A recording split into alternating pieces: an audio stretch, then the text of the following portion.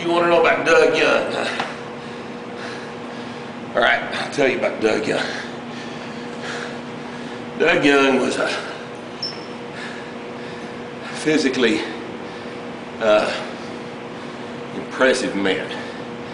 He was big, and he looked taller than he was because his shoulders were so goddamn broad. His chest was so fucking big, and his waist was small. He was just an imposing physical presence, kind of a guy that would have been the king 1,200 years ago. So he just attracted a lot of attention everywhere he went, and he knew it. And he carried himself with the type of confidence that got interpreted as a swagger, but I mean, you're not arrogant if you can back it up. And Doug was benching over 600 in a t-shirt back then, and had a squat and a deadlift to go with it. He was totaling in the low 2000s. He was a good lifter, quite a showman at a meet. He put on quite a show. He's quite entertaining. The thing I remember most about him was the World Championships in Arlington, Texas in 1980, and he was not in that meet.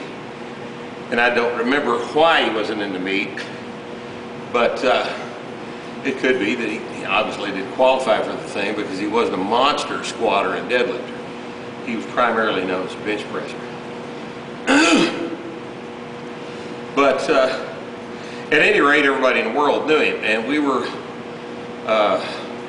there watching the meet. It was at the Roadway Inn in Arlington, and the meet was a 3 or 4 day affair back then.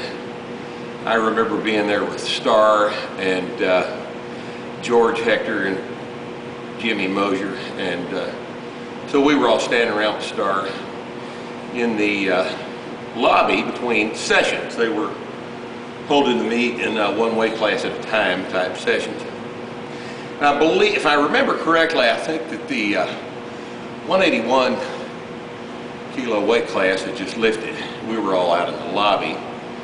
There were vendors set up, and t-shirts for sale, and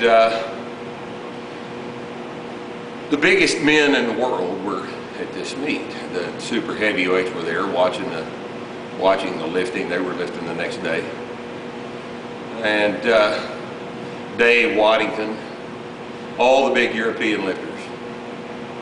Luke Eames was there, Vince Anello, big strong men.